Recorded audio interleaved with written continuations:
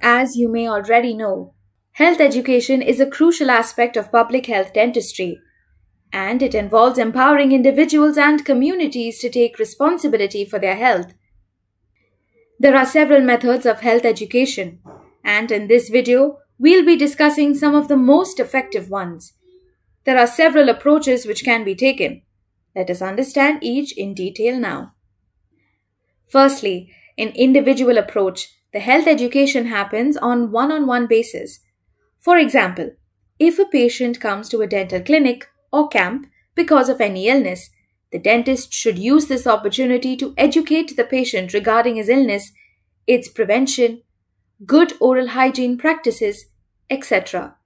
A public health personnel can also use this approach while they visit homes, thus educating the patient as well as the family at the same time. This approach, though, has its own advantages and drawbacks. It can be conducted in a dentist consultation room, enabling discussion, argument, and persuasion of an individual to change his behavior. There is also an opportunity for the individual to ask his doubts to the dentist directly. Despite of all of this, we need to remember that through this approach, only a small number of people can benefit, as health education, in this case, is given to only those who come in contact with the dentist or the public health personnel. Next, we will discuss about the group approach. As the term suggests, group approach is done to educate a group of people or a community. Let us understand this by dividing this approach into two categories: what happens at college and what events you see when you go to a conference. In colleges, you are usually taught things as a lecture, with the help of a board and chalk. It can include demonstrations appropriate for the topic, which can then lead to a group discussion. To have a better understanding of the topic, a role play can also be organized to make the communication more effective. Before moving ahead, let us understand these four methods in brief. First, as you can see in this picture, are lectures. As you can see, and would have also noticed in your class, the basic requirement for this includes a board and chalk to help the lecturer use a visual approach to educate the public. Like in your class, how the lecturer will first talk about the topic for the day. For health education also, the lecture should begin with the theme of the lecture. It is important to note here that the number of people attending the lecture should not exceed 30, and the talk should not be for more than 15 to 20 minutes. The ability of the speaker to draw and explain the concept well will determine how effective the lecture would be. Next, as we already discussed, to support their lecture, we can have the speaker use the medium of demonstrating the topic step by step for a better understanding. For example, if the topic for lecture is right way of brushing, the lecture can be followed by the lecturer demonstrating the right way of brushing, step by step, and asking the public to follow. It has high motivational value as it encourages the audience to carry out the procedure under the guidance of the expert. After the lecture and demonstration, we can have the public have a group discussion where they can have their doubts cleared and have a better understanding of the lecture delivered. Usually, a group discussion has 6 to 12 people sitting in a circle who identify the problem and collectively find a solution to the said problem. A person who will act as a leader and another who will be the recorder are selected. The job of the leader is to initiate the subject, prevent people from having conversations amongst themselves on the side, and to encourage everyone to actively take part in the discussion, while the job of the recorder is to prepare a report on issues that were discussed and agreements that were reached. Lastly, you must have seen people taking part in role plays or socio-dramas in your college or college events. As you know, these groups usually have about 25 people, and they dramatize the situation to make communication more effective. The audience should take active part in it by suggesting alternative solutions and even by taking part in the drama. An example of socio-drama are also the puppet shows used in villages. These were methods of education similar to what you see in your college. Let us discuss what all are the events happening at a conference. To begin with, a conference in itself is a method of educating the people.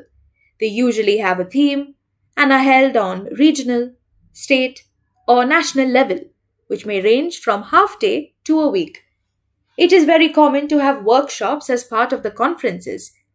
These workshops are nothing but a series of meetings which emphasizes on individual work with the help of resource persons. There is division of workshop public into smaller groups, who each will then select a chairman or leader and a recorder, whose job we have already discussed above. Next are a symposium and panel discussion. At first, both may seem very similar, but the main difference is that a symposium will have speakers talking briefly about various aspects of a particular topic, with no discussion amongst themselves. Whereas in case of panel discussion, 4 to 8 people sit on a dais in front of an audience and discuss amongst themselves the various aspects of the particular topic. Both will end with the audience being given a chance to ask their questions and clear doubts. The last approach is the mass approach, which, as you can see, is basically educating a large community or general public with the help of mass media. This type of communication involves gathering of people belonging to different groups, everyone having equal access to health education. Although this is a very effective approach, it is still a one-way communication and does not usually present with an opportunity for the public to clear their queries. In today's world, Internet is the most important aspect of educating the public on a mass level. There are a number of sites helping with the same, but it should always be kept in mind to advise people to seek information only from websites which belong to authorized bodies or associations to avoid any misleading information. It should also be noted the access to Internet is expensive and hence is not accessible by all. You might wonder, what were the ways to approach a mass of people in the olden times? Well, television, radio, newspapers, and documentaries played a major role in those days.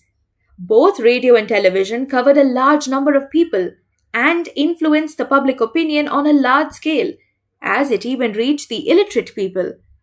But despite of this, it was found that radio had a broader audience compared to television, as unlike radio, which was economic and hence easily accessible, a television had a high cost.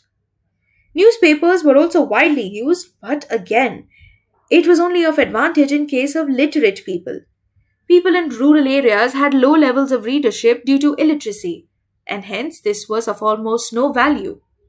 Documentary films provided realism and motion to ideas, but again was high in cost, and hence was accessible to only selected audience. You might have noticed posters at hospitals or bus stands, which also hold messages regarding health in a very short and crisp format, with eye-catchy illustrations. These are also thus helpful in educating a mass and should be changed frequently to maintain their effect.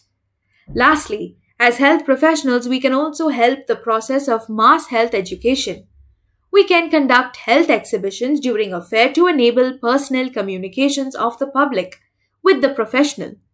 Health magazines can also be published with topic authored by experts in a way which is easily understood by the public.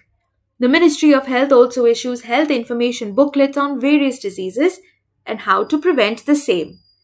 We have discussed several headings under both group and mass approach for understanding purposes. Among them, try remembering at least 4 each under group and mass approach for your exams. In conclusion, there are many methods of health education, and each has its own advantage and disadvantage.